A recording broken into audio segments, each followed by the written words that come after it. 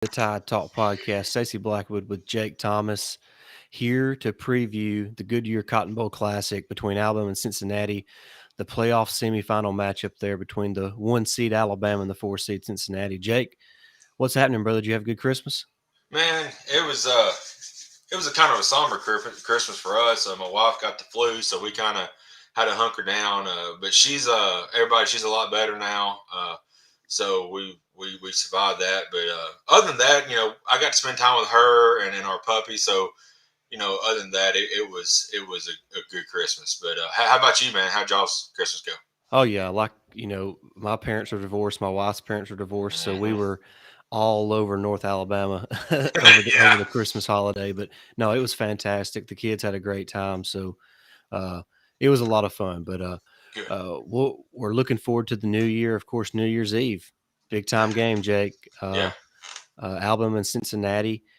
It doesn't seem like it's getting quite the love that Michigan and Georgia is getting for obvious reasons. Of course, Cincinnati isn't really being given a shot to win this game by most experts. So we're going to talk about that. We'll talk about some of the events that's kind of happened since Alabama last played, and just really looking forward to tonight's show. The chat is open. We're going to put this over here on the screen, so the chat's open if you want to hop on in there.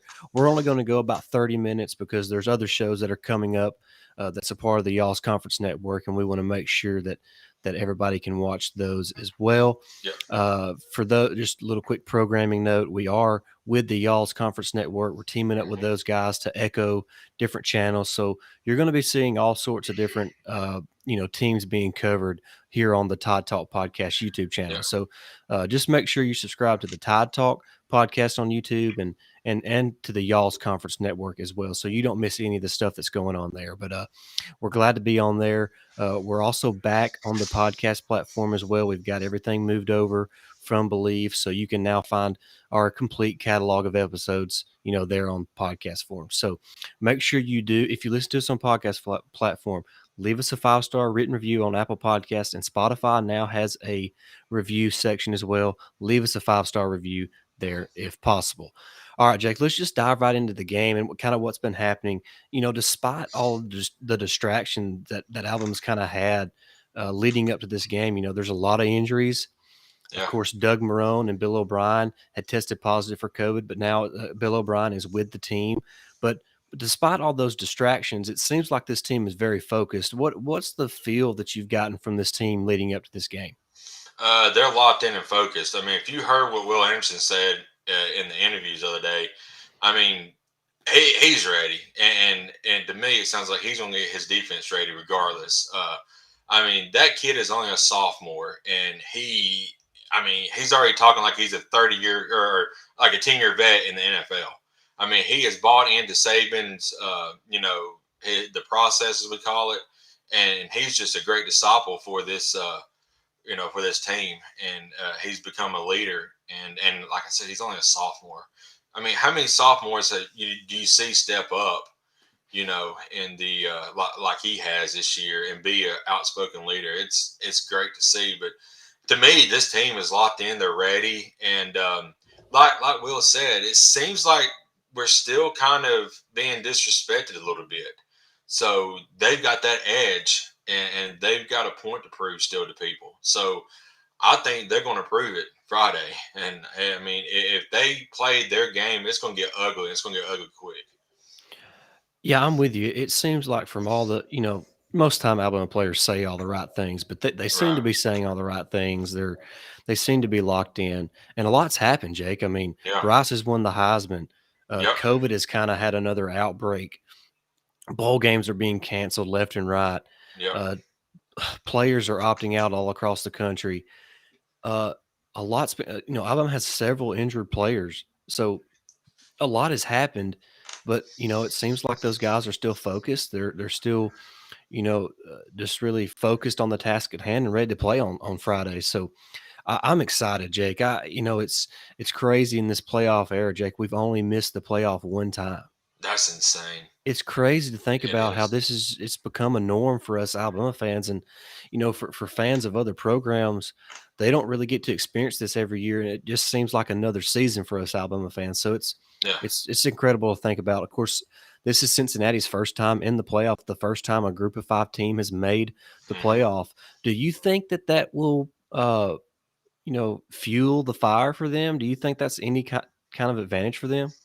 I mean, it might for a half, but I mean, the talent level and the depth on each team is for Alabama is way too much. I think for Cincinnati to overcome. Now, a lot of people I've been talking to and I've seen throughout Twitter think that it could be a close game up to halftime, but I mean, Alabama would probably pull away in third and fourth quarter just because. I mean, if we set up if we establish the run and run it down their throats because they're not a real good, rush defense. They're giving up some yardage rushing wise. We could tire them down, and then the fourth quarter we attack, and that's when we could pull away. I believe. Yeah, what do you think? How do you think the offensive line is going to look? There was a lot of mix up because of injuries or Hmm. performance issues or whatever the case may be. And we saw Seth McLaughlin at center there against Georgia in the SEC championship game. Do you think that he holds on to that position? Man, I really like Dalcourt. I think he's a good young kid. He kind of struggled, some this season, but and when Seth come in the second half of the Auburn game, that it just seemed like a different offensive line. Yeah. And like he's got his head on a swivel, and he was getting everybody he was calling out, say here's the blitz over here, he's coming on a blitz, and everybody was just in fluid rhythm, especially in that Georgia game. So I think he's going to be there at center. I really like Dalcourt, but how do you take him off the field right now the way he's played? I mean, he's played outstanding for a game and a half now. Yeah, I feel like the communication, like you said, has been the difference maker. Hmm. I'm not sure McLaughlin's more talented than Dalcourt Right. as far as the physical traits, but uh, it seems like the communication up front has been better with Yeah. Seth at center. So I'm anxious to see how that plays out. I haven't heard anything, you know, for certain on the situation at offensive line, but I imagine it's going to stay the way it was for the SEC championship game with Seth at center and Chris Owens at right tackle. So Hmm. that's going to be something to look forward to when kickoff happens there at 2:30 on ESPN. Uh, Yeah. Talking about the offense, Jake, another guy that's creating some buzz offensively is somebody who's created buzz in a negative way all year long, and that's a Jai Hall. Yeah. Jake, Yeah. every indication that I've in every inside source that I've heard is that Ajay Hall has been phenomenal between the practices between the SEC championship game leading up to this college football playoff matchup. So, and of course, we all know that John Mechie is done, Hmm. and they're going to need that third option. Really, he's a second op. He's going to have to be the second option because Slade is not a number two. He's a number three guy. So we really need somebody to fill the void left by John Mechie. And, could it be Ja'Cory Brooks? Could it be Trayshawn Holden? Could it be Ajay Hall? So it's gonna be very interesting to Hmm. see how Bill O'Brien incorporates these young receivers into the offense in the absence of John Mechie. And yeah, C. Smith 5314 says need to utilize Billingsley some more to compensate for Mechie being out. Yeah, I think I was going back and watching some kind of season highlights, and man, the first 3 games of the year, Cameron Latou could not be covered. Right. And both tight ends have just disappeared, man. It's They just have. I want to say Latou had like 4 touchdown catches in the first 3 games, Yeah. and I think he has like one since then. Hmm. Just it's insane to think of how much the drop off has been from the tight end position as far as production. So, Yeah. uh, and some of that goes. It's really not just one thing. It's kind of been a multitude of things. Yeah, they've had some drops, but they've also not seen near as many targets. Right.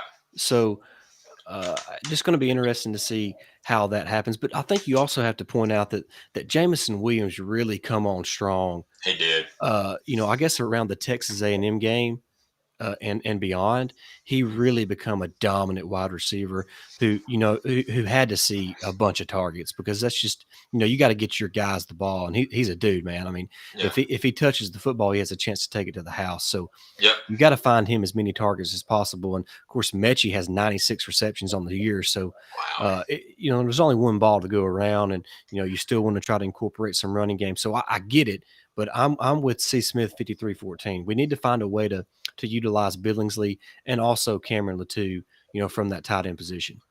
Yeah.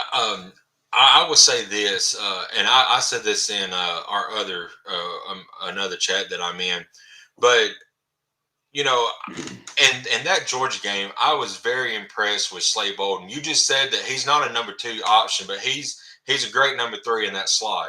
And Yes. when it's 3rd and 5, 3rd and 7, and a key moment, and you need to get a first down, I'm going to find Slade Bolden because he did have a couple of drops early in the season, but he's been clutch here lately. And if you need a big 3rd down, find him, and he's going to catch the ball and get to that first down marker or Yeah. hover around it. So Yep. I think with Mechie being out, they will probably bracket or double team a lot of Jameson Williams. Of course, he blew past the double team against Georgia. So I mean, Yeah. he's just speed. But who's going to be that guy that they're going to leave wide open? It could be a Billingsley, it could be a Jai Hall or Ja'Cory Brooks or Cameron Latou. So somebody's going to get the opportunity. There's so much talent on this team, especially at wide receiver, 5-star talent. And I mean, they don't have a lot of playing time amongst those guys. They do have some, but everybody wants a chance to step up and make a play. Well, here's their chance to step up and make a play. And I expect somebody, whether it be Hall, whether it be Billingsley, Latou, Brooks, maybe Trayshawn Holden gets back into action. One of them guys I think is gonna be a key contributor in this game Friday. No doubt. I'm just realizing who C. Smith 53-14 is. Cody. Yeah, Yeah. Cody. Thank you, Cody, for tuning in. It just now hit me when I was sitting there looking at the picture. I'm like, hey, I know that guy. Yeah, thanks for coming on. He asks me all the time how the podcast is going, so I'm glad he's finally able to make one. So glad you're Yeah, here, buddy. yeah. Appreciate it. But offensively, it's nice that Brian Robinson has had time to heal. Hmm. He really gave a strong effort against Georgia. You could tell he wasn't 100%, but he played well in the game, uh, ran the ball as well as he possibly could against that stout Georgia rush defense, and then also was great in blitz pickup. So really proud of what he done against Georgia, and I'm hoping with the time he's had to heal, they've been off 3.5 weeks now. Yeah. Hmm. He's a little closer to 100%, and also Trey Sanders as well. Exactly. I'm not sure Trey Sanders will ever be what he was before, the injury and then the car accident. Hmm. But I feel like he's getting close to being, his now 100%. So Yeah. I'm excited to see those two backs play, because I think we could see a scenario in this game where the backs are maybe more important than what the passing game is. Yeah, I think we established the run early, and I think we just grab and pound them a lot. I mean, Bryce is going to get his touches, and Jameson and the boys out wide is going to get their plays in as well. But you can take this game over real quick on the rushing attack, and I think Brian Robinson and Trey Sanders is going to have a big game. I Yeah. do believe so. You know, Cincinnati has a couple of really good corners. Ahmad Sauce Gardner is a good corner as there is in college football. So that's going to be an interesting matchup if he lines up one-on-one against Jamison Williams. Hmm. So I'm looking forward to that matchup. So that's why I feel like maybe we see. I'm not saying we're going to run it 35 times in the game. I'm just saying, we may see, you know, B Rob carry it 18 times and Trey Sanders carry it 10 or 12 times, Yeah, instead of, 5 or 6 and 15 or so. I just think you'll see a little bit more concentrated effort on the running game. I think it'd be important to establish a running game to create a little more balance for this offense. It's not as balanced as what I think most fans would like, but you also have to do what your team is best at, and that's throwing the ball to Jameson Williams. I mean, yeah. that's our best offense, is getting the ball to JMO. Hmm. So I think that Bill O'Brien did a great job against Georgia. I'm hoping he carries that over into the playoff against Cincinnati and hopefully moving on to the national championship game. But I really offensively, I like how Alabama matches up with Cincinnati and their defense because, like you said, their rush defense is not spectacular. Right. I would say it's middle of the road in the country, maybe a little below average, but their pass coverage defense is very good. I'm not sure we can hit as many big plays against Cincinnati as like we did against Georgia. So I think that's why the running game could be a little more important in this matchup. Yeah, if we're gonna get any big plays, I think we may have a couple in the passing attack with Jameson over the top, but I expect the run game to have. I expect B Rod to have a couple of 20-yard rushes potentially, and Trey Sanders about the same as well. Maybe B Rod 3 or 4. Yeah. So if we have a big play on offense, it's probably gonna be Brian Robinson on the ground. I believe. Yeah, and as in any contest, red zone offense and red zone defense are going to be really big because I think Cincinnati, with the dual threat quarterback, the great rushing attack with Jerome Ford, they'll probably have some success within between the 20s every once in a while in this game. And we're going to talk about the defense more in just a second, but I think offensively for Alabama, if they're not getting the big chunk plays in the passing game, they're going to have to play really solid in the red zone offensively. So they're going to have to finish drives not with field goals, but with touchdowns. Yeah, And that was really the difference in the Alabama Georgia game is Georgia was able to move the ball some, but Alabama's defense hunkered down in the red zone, forced a couple turnovers, forced some field goal attempts. So I think that's going to be critical for Alabama in this game. Is if the chunk plays are not there offensively, being able to finish drives inside the red zone.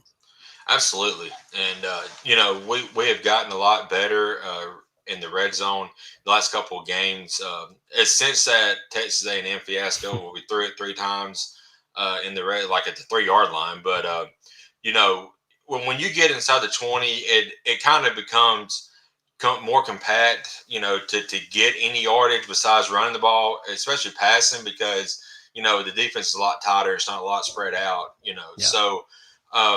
But I imagine that if we get in the red zone, we're going to punch it in. When we need to. So Yeah. I just think that the offense is playing really, really great, and we got a Heisman winning quarterback, playing right now too. So Do you think the absence of Doug Marrone and Bill O'Brien are really that significant from this last week? not really. I mean, I maybe trying to game plan a little bit better for with Bill O'Brien, but he's back now, so he'll be able to get some of his plays and get his 2 cents worth in. But I mean, ultimately, Saban's still in control, so it's all going to go through Saban. See, and I kind of feel the way I feel about we had Joe Pendry step in to kind of fill the void of as the offensive line coach for Doug Marrone, which he's a guy who's coached for 40+ years, Yep. both at the college level and at the NFL level. So really no concern there. Mhm. And the only concern I would have with Bill O'Brien not being present was that he's also the quarterback's coach. So not being there with Bryce during practice is, just a little different for Bryce than what he's used to. So maybe that's, but I'm not thinking it's going to be any significance as far as the game goes because Bill O'Brien could still game plan, Right. a couple 100 miles away in Tuscaloosa, and not being in Dallas. I don't think that's really that big of a deal because, I'm sure he's there doing in meetings via Zoom. And yeah, Bill O'Brien's been able to sit at home and study film that Yeah. much more. Hopefully he calls a perfect game like the SEC championship game. Yeah, I Yeah. think as far as game planning wise, you probably couldn't ask for anything better as a coach because you're being Right. left alone more sitting at home than Yeah. you are having to go to practice and report to meetings and stuff like that. So I think that he's probably been able to put a little more game planning together. But as far as being there in practice with Bryce as his quarterback coach, that's probably been a little bit different for Bryce. But Alec Mortensen has been with the program for a long time, and I imagine he's the guy who's been filling that role for Bill O'Brien up until O'Brien joined the team today. So I don't think it's that big of a deal. Really not that significant. But Jake, let's move on to the defensive side of the ball real quick. We'll stay here about 10 more minutes Yeah. or so. Defensively, Jake, how Alabama matches up with this offense. Desmond Ritter, dual threat quarterback. over 3,000 yards passing, around 300 or 400 yards rushing this season, but he has over 2,000 yards rushing in his career. So you know he's more than capable of running with the football. Then you have Alabama transfer Jerome Ford as the running back, and he's Yeah. been phenomenal, Jake. 19 rushing touchdowns this year. I forget how many yards he's had. I mean, he has like 4 or 5 rushes of 50 yards or more this year. Just an explosive back. Um, he's going to be tough to handle. Their wide receiver is Alec Pierce. He's a 6'3", 6'4" guy, able to make the contested catches. So that's really the three big guys offensively. How do you see Alabama matching up with the Bearcat offense? I think we can match up well. We just got to keep everything in front of us. We can't allow big plays in the secondary and allow really just to tear us apart. Right. Um, and we got to keep Jerome Forward in check. And whenever it's a third and 7, 3rd and 9 situation, we've got to attack and get the Riddler, but we don't need to let him escape the pocket and run for that first down. So, Yeah. it's and another thing I seen today that might be huge. It looks like Jalen Armour Davis is coming on and Yes. he might play. Mm-hmm. I have not heard 100% on that, but getting him back, it will be key, I think. Kool-Aid's still there. We had Kyrie Jackson who might play some of this game as well because he's been, I think, with the injuries he's been playing. Mm-hmm. Been playing with the first team anyway. So, if Davis is able to come back, with Joe not being able to come back, you potentially without Davis being there, you could potentially have two. Cooley's got some experience, but you have a guy who hasn't played much this year in Jackson. So they may attack him early, but what is Jackson? Is he a sophomore? Yeah, I mean Yeah, he's a junior college transfer, but I think he has transfer. three years of Yeah. eligibility. So So I mean he's kind of a new yeah, I mean face. So he has no major college football experience. right. So, they could exploit that. But if Davis is back, you may see Davis and you will see Davis and Kool-Aid starting, I believe. And Right. and Kool-Aid is going to be our next shutdown corner, I believe. So I don't know who they're going to pass it to because both of them I think it's going to do their job well. You know, the secondary against Georgia played Mm. really well. I know they gave a pretty good bit of passing yards, but or I say a pretty good bit. It wasn't just terrible, but um, Oh wow, Richard Maloney. oh, Nice. Richard Mullaney. Yeah, I like old nice. Mullaney. I did too. Thanks for jumping in, Justin. Yeah, thanks, Justin. We're Roll talking Tide. about the secondary right now and how it looks like Jalen Armour Davis is going to be back. We already know Josh Jobe is out, so it's Hmm. probably going to be Kool-Aid in either Jalen Armour Davis or Kyrie Jackson. And I'm just here to tell you guys, whenever Kyrie Jackson gets his chance, Oh, people are gonna love him. yeah. I mean, he's every bit of 6'3", guys, probably 200 pounds and just incredibly athletic, incredible length. So I think Alabama fans are going to be really happy whenever they see Kyrie Jackson on the field. But I'm with you. Getting Jalen Armour Davis back for the playoff and just having him available would Yeah. be huge for this. But the secondary, DeMarco Helms, Jordan Battle, they're playing their best Man. football this season. Yeah. Brian Branch is coming off his best game. We're still hoping Malachi Moore can make an impact at some point in time. He's Hmm. still dealing with that back injury that he had back last year. So, and anybody who's ever had any problems with their back understands that if you ever Oh, hurt your back, it's hard to ever recover from it. So, yeah, it uh, is. that's kind of where he's at. People have been talking about how he may be in the doghouse and all this kind of crap. That's not true. He's just been battling Mhm. injuries, man. Yeah. Justin says, I'm not concerned about the secondary. That's one of the groups I have the most confidence in, especially with Yeah. Helen's Battle and Branch playing so well. Yeah. Yeah, that's what Helen's Battle and Branch are all playing their best football right now. Yeah. So, and that's big. I mean, when you get down to these top championship games and the playoffs, you need those back end guys to play really well because, like we talked about 100 times on this show, the team with elite quarterback play generally wins these types of games. So Yeah. if you're really solid in the secondary, it makes it that much tougher on the opposing team. So uh, I I feel really confident about the back end of the defense. Of course, Yeah, Henry To'oTo'o and Christian Harris are both playing well right now as well. We know what we have with and Will Anderson and Dallas right. Turner. Dallas Turner is starting to come on. Hmm. Uh, Defensive line is playing better. It seems like the defense is starting to find their groove, much like they did last season. Yeah, So late in the year, they really come on strong, and I'm really excited to see how they perform Saturday against an offense that is balanced because Ritter can throw, he can run, and we all know how talented Jerome Ford is. absolutely. And the only concern I have is covering since he's tied in. He's a beast, and that position always gives us problems. I mean, what was it, Brockmeyer or Bowers? Yeah, Georgia. Brock I mean, Bowers. Brock Bowers. I mean, he's technically a tight end, but the dude's got like wide receiver speed. It's incredible, and he kind of hindered us there. But yeah, that's going to be a challenge. But man, you talk about Toa Toa. I mean, you know, he's got 102 tackles, I believe, on the year. Yeah, He is everywhere on the field making plays, and a lot of people like in the first like 2 or 3 games, they was wanting Moody, to take his spot. And I mean, Jalen Moody is a great guy too. I wish he would have had a chance. But I mean, Toa Toa has come on here in the last couple of games. You talked about Jordan Battle. Jordan Battles probably has played his way into a late first, early second round guy now in the yeah. draft next year. So, I mean, like you said, it's you want to have these guys playing a lot better and playing more fluid later in the season. These guys have, especially in the secondary. Yeah, I think the key for the defense is not allowing any explosive runs from Jerome Ford Hmm. and not allowing Desmond Ritter to make plays with his feet consistently. He's going to make one or two. I mean, that's just a given. But don't let him have five or six of them. Right. Absolutely.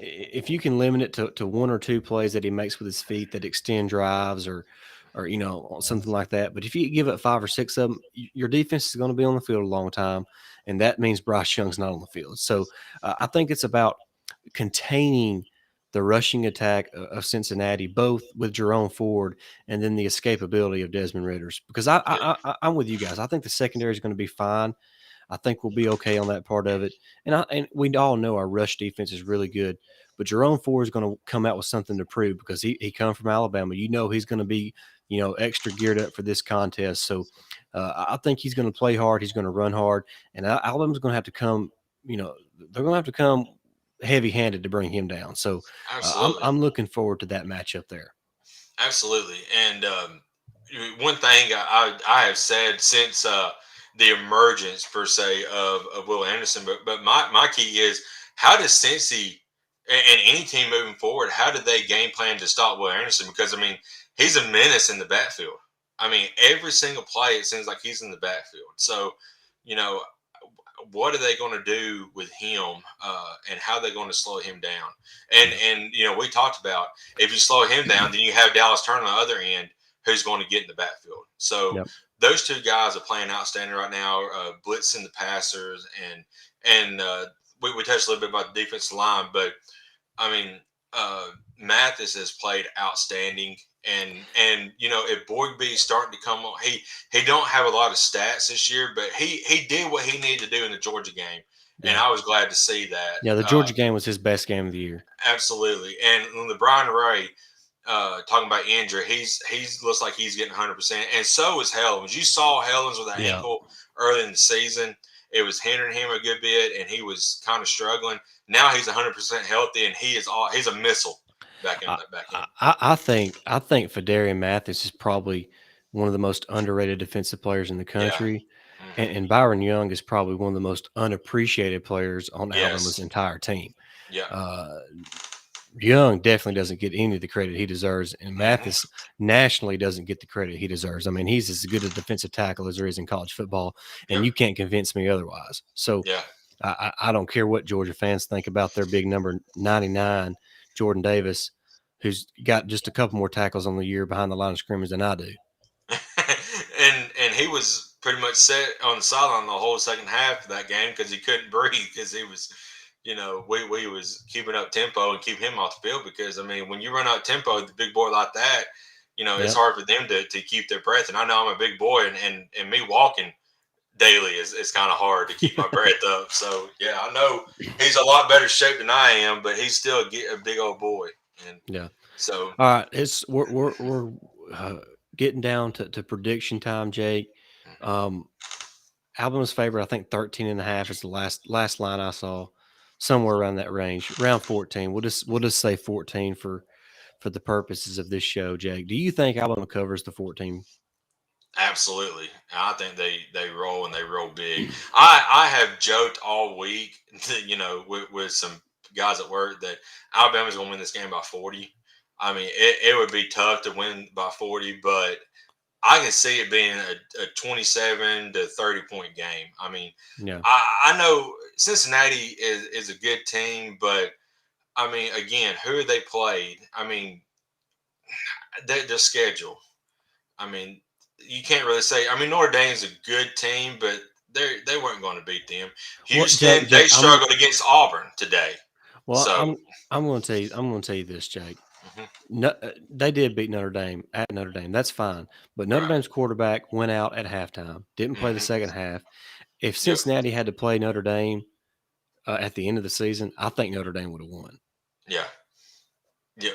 Y'all tell Corey 56K the under on the Liberty Bowl was the bet so far. He acted as if I was nuts for saying that last night. I don't know if you saw that, Stacey, but No, I missed that. the Liberty Bowl, what was it, guy? It was like, is it a 56.5 spread or over under on that game?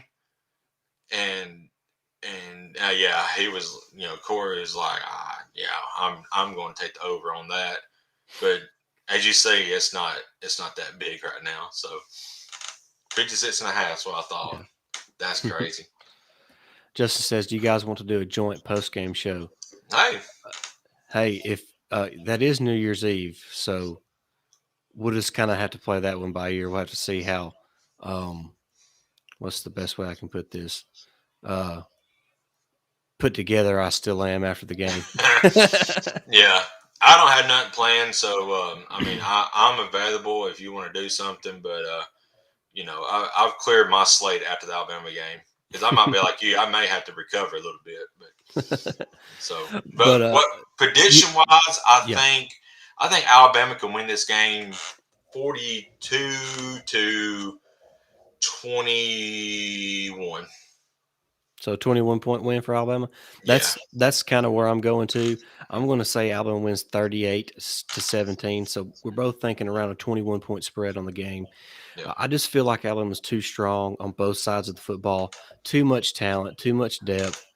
And Jake, Alabama has championship DNA. Hmm. Yeah, So I think that matters in these games. I mean, Alabama's been here before. Cincinnati's right. never been here before. Will the spotlight get too big for them, just like it did Georgia a few weeks ago? So we'll see. But I feel like Alabama handles business 38-17 over Cincinnati. And Alabama will once again be playing for the national championship game come January 10th. And if Saban is able to win a championship with this team, I think it's his best coaching job. Yeah, I was going to say this is Alabama's quote unquote down year, as Yeah, they called it, and a lot of people thought the sky was falling in when we lost to A&M, but it didn't ever affect us. We just went out and played our game, and yep. we got better, and now here we are playing for another, potentially another national championship. And you let Alabama and Nick Saban get in that national championship game. I mean, he's lost what, two national championship games since he's been there, but how many has he won? So I mean, Hmm. it's kind of hard to beat us when we get in that Yep, championship game. that's right.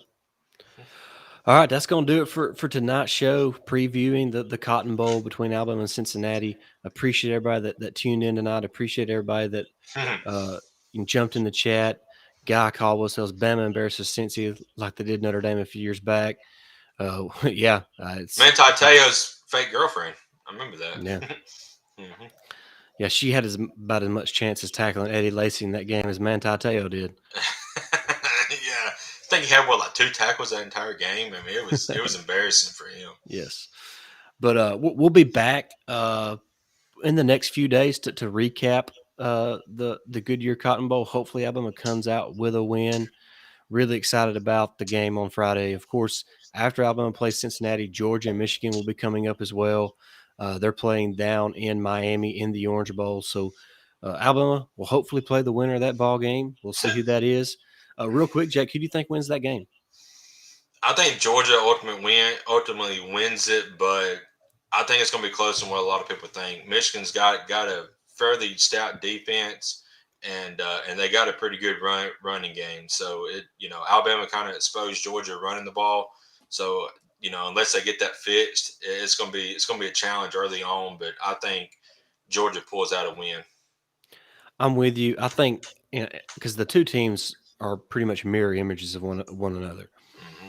But Yeah, I think Georgia has more talent overall than what Michigan has. So I think Georgia wins a close game, 27-24, yeah. something along those lines. Go Harbaugh. I can't believe I'm going to have to root for Harbaugh. I mean, I would like to play hardball just to shut him up a little bit, but I just think it'd be Kirby back in there, and we're playing Kirby again. So Poor Kirby. yeah, and he's He not he's going to he play are Stetson Bennett. yeah. Yeah, he Well, I is. mean, I'm not sure. I'm not sure JT Daniels can.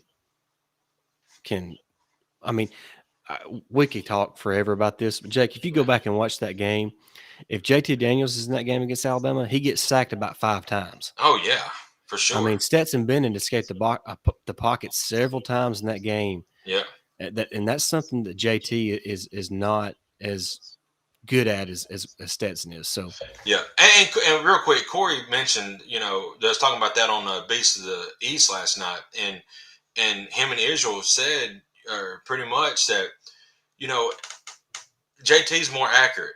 Okay, mhm. but if he's running for his life, how accurate are you? When you're trying to look. Corey mentioned this. You want guys. He was talking about using. He used Bryce Young as an example. He wants Georgia if they play Alabama again to make Bryce Young get in his face and make him look at that defensive line coming at him instead of looking for his receivers. What we're going to do to JT Daniels? If we sack him a couple times, he's going to be looking at our defensive line and trying to find where Will Anderson's at because Will Anderson probably going to have 3 sacks on in the first quarter. You know, Yeah. so just my opinion. Sorry, Corey, Justin but it is. Justin makes a good point. Harbaugh really hasn't said much since we humbled Michigan in 2019. That's a fact. That Verbo Citrus Bowl. Yeah, Whew, yeah, that was awesome. Kirby gets curve stomped by Michigan because they won't play JT. I hope that happens, but I just talent wise, Georgia's way too strong. I think. I don't get the infatuation with JT Daniels. I think he's really good, but Yeah, I don't think he's elite enough to make them a completely different team offensively. I really don't. no, I don't think that. no. But He's that's a talk for another day. We can talk about that if Alabama happens to be matching up with Georgia in the championship game. So we'll maybe talk about that next week. But we'll be back here in a few days. Yeah, I'm not saying he's not a better QB, but is he good enough to make them okay? So they lose 41-34 instead of 41-24. right. I mean, what is he that much better that he's going to make the deficit that much less between Alabama and Georgia? If he's laying on his back, he ain't.